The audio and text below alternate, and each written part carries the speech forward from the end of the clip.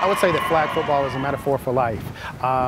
The way you practice and the way you play is usually how we relate our activities and our life after football. I think flag football has sort of all the best parts of American football without sort of the bad parts, if you will. So you get the fun sort of throwing and catching and running and that aspect without any sort of dangerous sort of contact.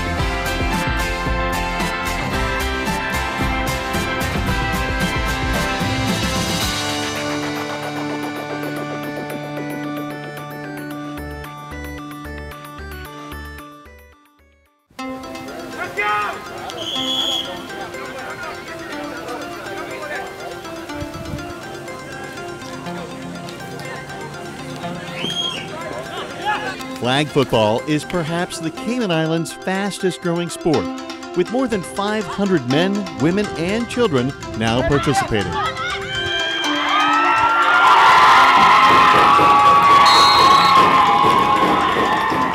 The sport is played very much like American football, with one key difference.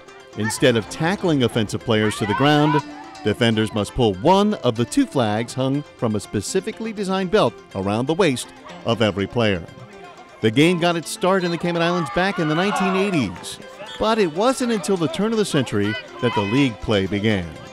Down in Cayman in the 80s we started getting satellite TV, and watching satellite, it's all American programs, and you got into the NFL. I remember watching college football and not understanding it but loving it, especially the way they hype it up. And then you got into the NFL and it was just amazing.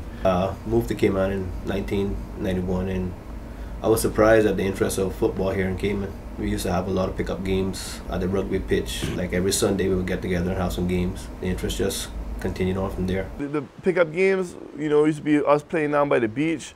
We used to go by the rugby field. We used to play in high school. A lot of the guys that are in the league right now, we used to all play at PE or lunchtime. And this is our school uniform. We play full contact, drive a man to the ground, just looking for that like Ronnie Lott hit. Randy Marin had a tournament and we had something like, I don't know, 6 or 7 teams that came in. And it was actually flags, if I recall. We actually did wear flags, which was the first time I'd worn those.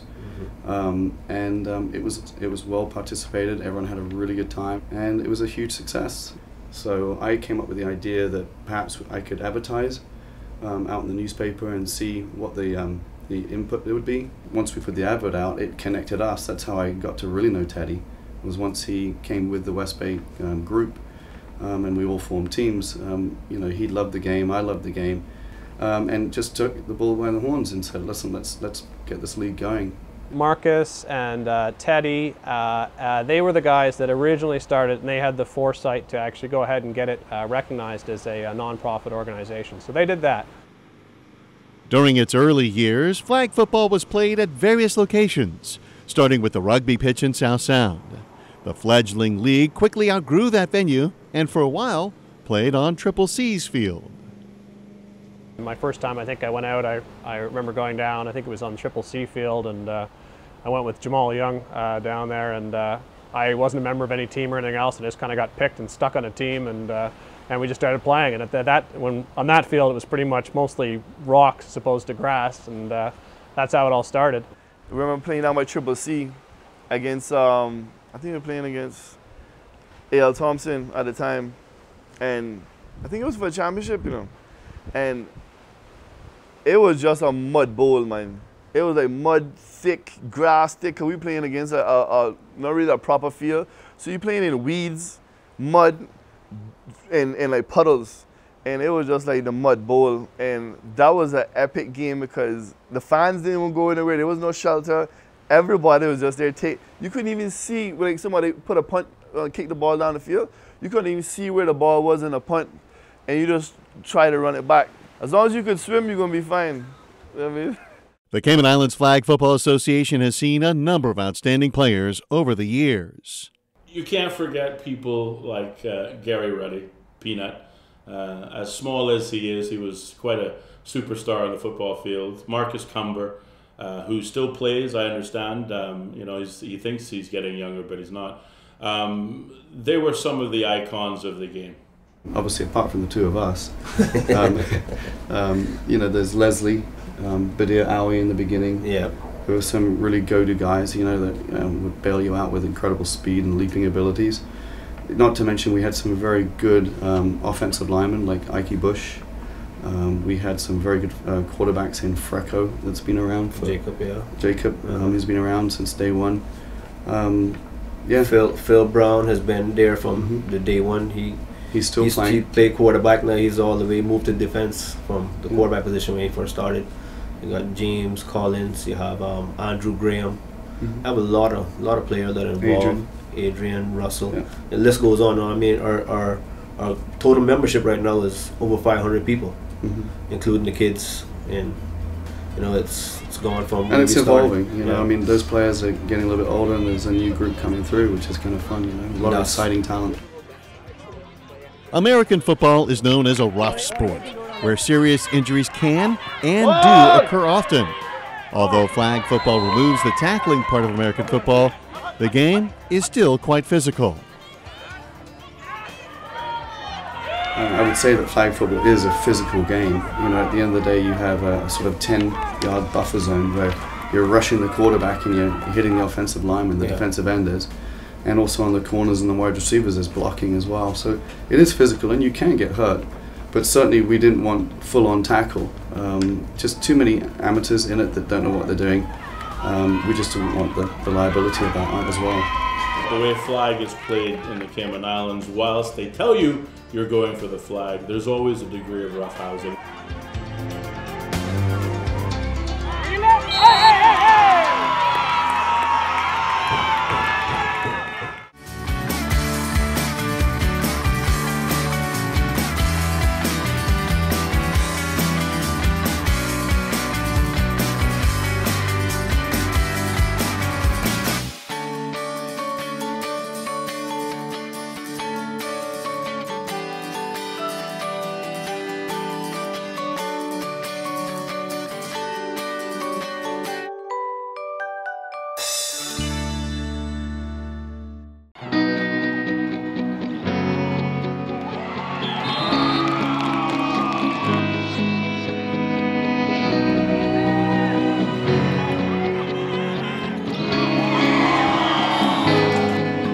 As the game developed locally, again, we went from a pickup game to thinking that we really have something here. A lot more people kept coming out on Saturdays, and the decision was made early 2001 to formulate into an association.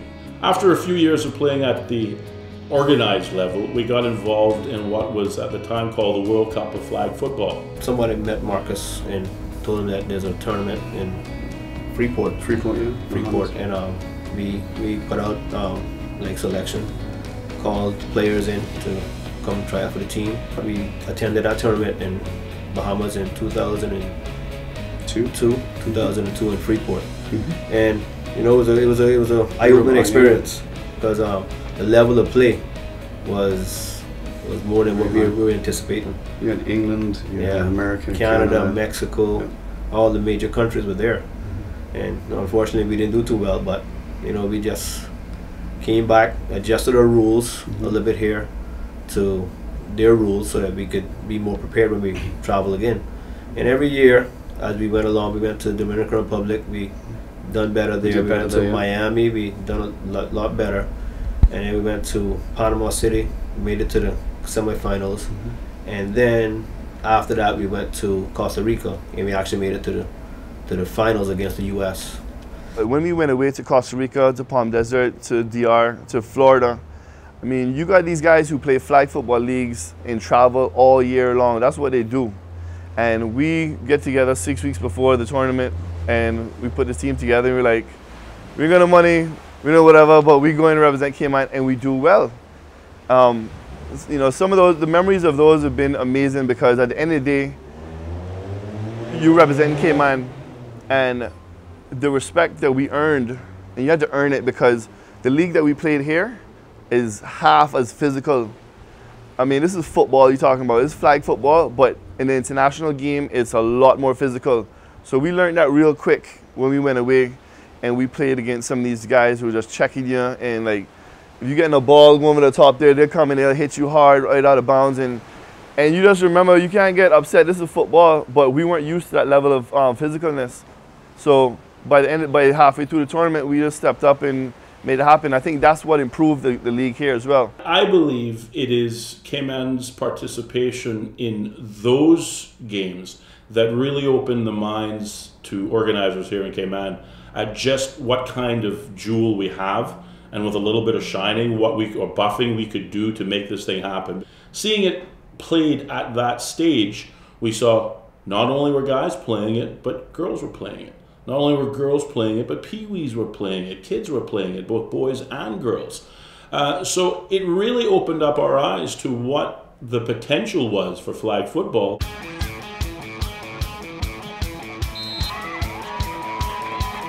Flag football might seem like a man's sport, but women in Cayman have been avid participants. I was president of the association. A girl approached me that played in the States and asked me, you know, why don't you have a ladies league? So I took it to the board at the time, and we thought about it. We went over it, and we said, well, let's make an attempt. That was in 2008, and we just started with like a camp for the women, and we saw the interest was so great that we just started a league. This year we had 10 women's teams.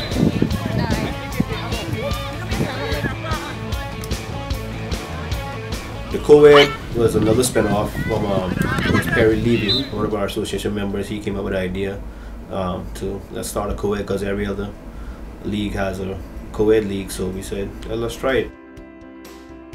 After the successful launch of the Women's League, the next step of Cayman's Flag Football Association was developing a youth program.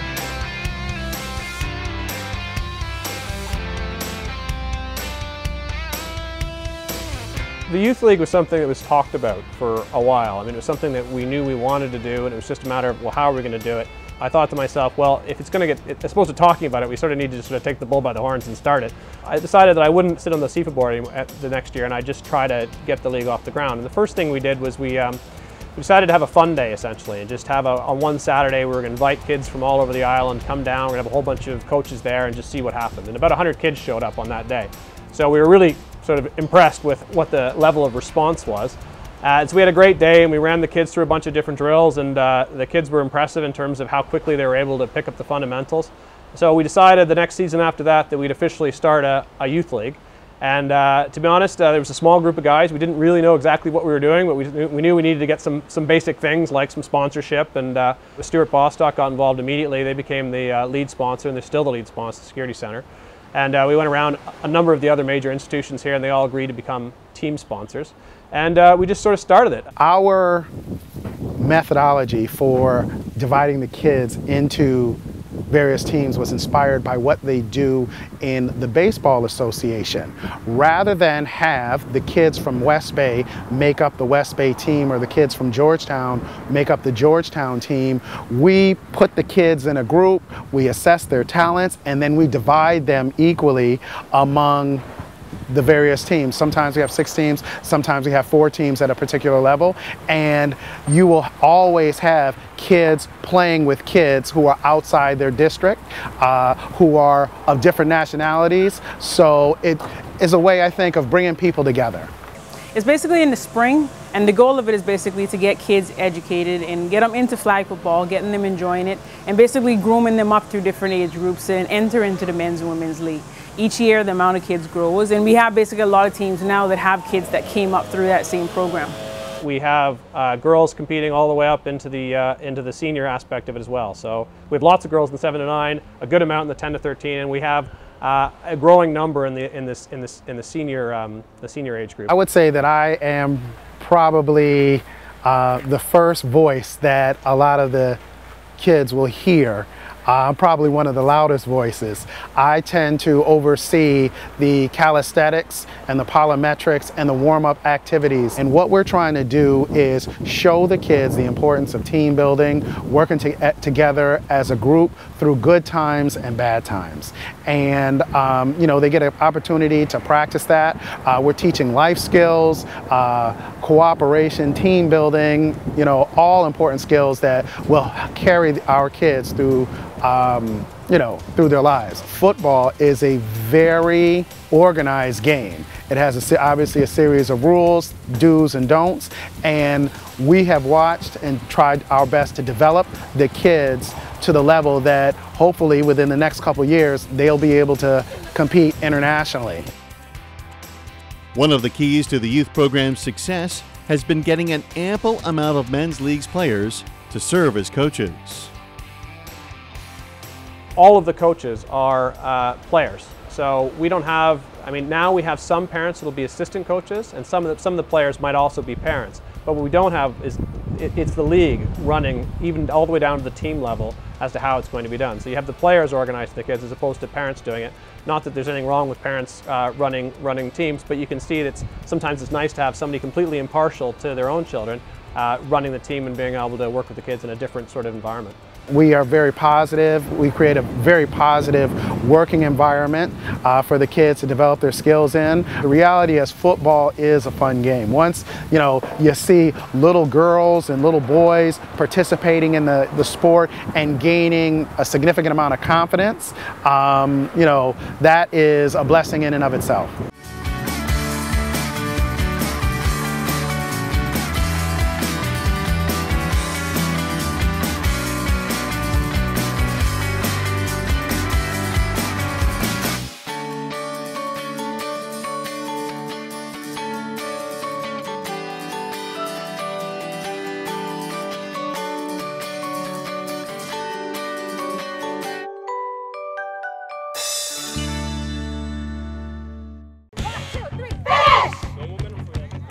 Playing flag football is a way for men and women of various nationalities and economic standings to meet on the playing field, both as teammates and competitors.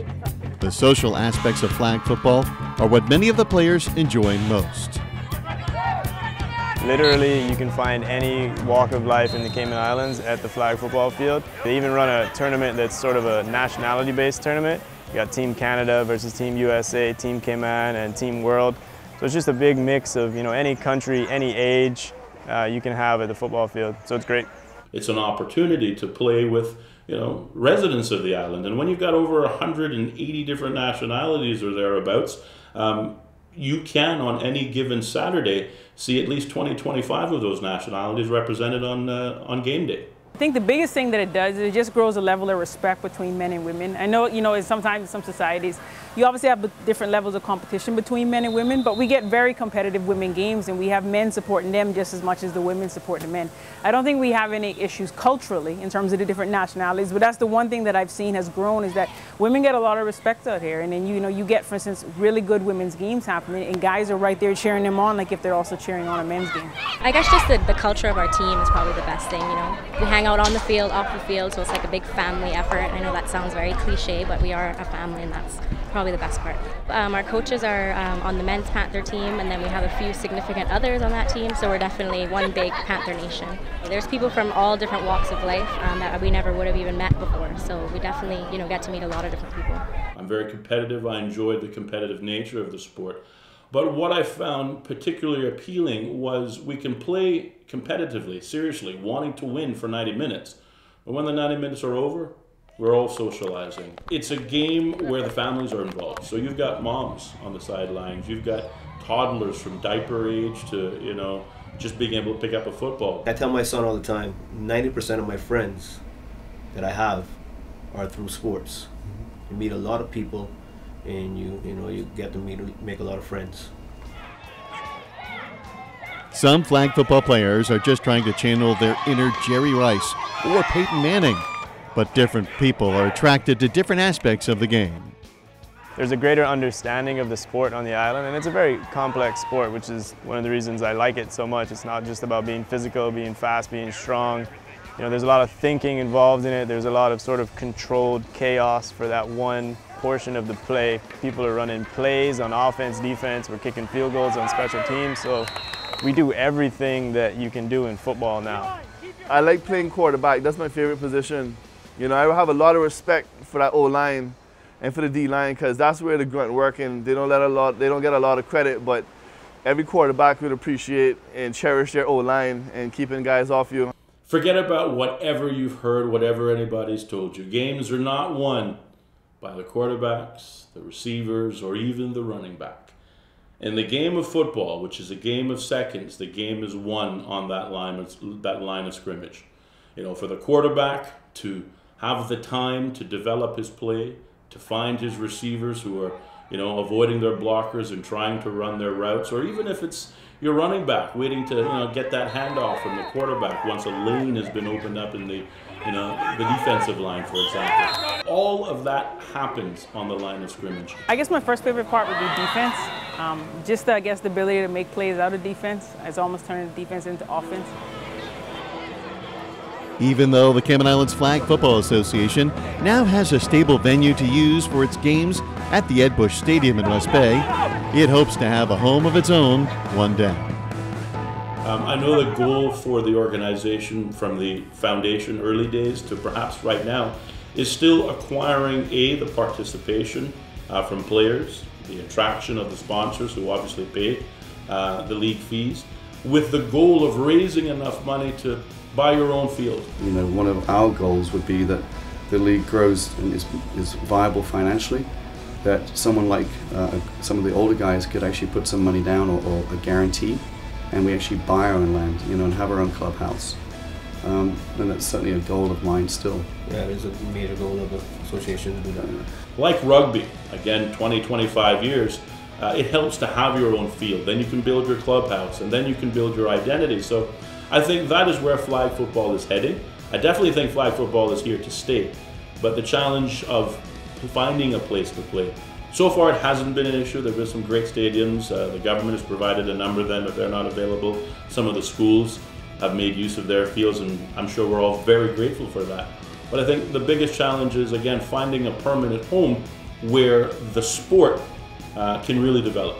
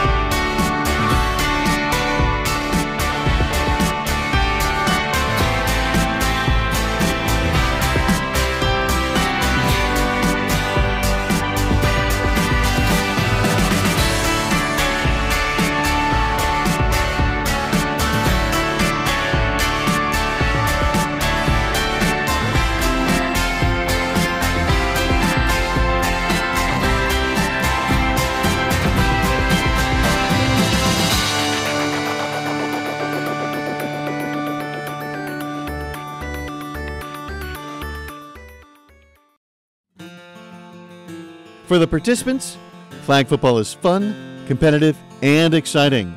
It also creates memories. So I remember one game I was playing, and I our team for a lot of years didn't win very many games, and so any successes on the field were magnified, if you will. And I can remember one particular time I managed to catch a ball, and I caught the ball, and the player, and I was running down the field, and the guy grabbed me from behind and basically took most of my pants off. But there was no way I was going to stop for love nor money, because we hadn't scored in forever. Now, I didn't even make it to the end zone, but the rest of the team was having a really good time, enjoying my rear side as I tried to slowly, like a man in molasses, move my way down the field. So yeah, so that was good. One good one. The first trip that the national team went on, that I was a part of, I remember our flight was delayed, and we got into Santiago. We were supposed to go to Puerto Plata, and we took like 4 cabs in the middle of the night through the mountains to Puerto Plata. And we remember getting to this gas station. These guys had these guns, and you know, guys waving us down to stop on the side of the street with guns. You know what I mean? And we're like, "You're not gonna stop? This guy has a gun." And the cab driver just kept going. I was just waiting to see somebody blow out the back of the window. But it was great because we had Alex, Johan, and Badir. They all spoke Spanish, so we were good. And I was in the car with them. But beyond that, the camaraderie about traveling when you represent Cayman, I think everybody will agree that that is what makes the travel aspect of playing on a team and traveling special.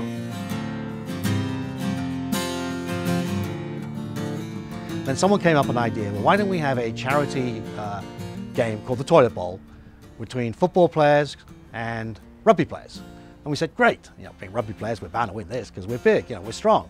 So we play the game. Well, I'm marking a guy called Pete Ribbons, don't really know Pete, but I'm marking him. And I'm all over Pete, you know, he can't go anywhere. The next thing is the ball goes past me, I think, good, that's gone. Pete's going full length, catches it and pulls it down. I'm going, you can't do that. How do you do that? It's impossible. So next play, you know, I'm marking him. Luckily, they didn't always throw to him. And I'm not sure that was my defense or whether they were trying to pass the ball around. But the next time they throw it to him, same thing again. I'm blocking him out. He goes full length, catches it, and done. I was absolutely humiliated that day. It was amazing to watch him. Of course, I found out later that Pete played pro football, and he was a very, very kind and generous person, and let me know that I wasn't the worst person that he'd ever beaten. So, but it was a lot of fun, and we raised money for charity. We played a couple of those. The Dominican Republic one was, we had the worst uniforms ever. We had this like bright V going right down the middle. It looked like I don't know what kind of uniform that was, but we tried to get over that and focus on the game.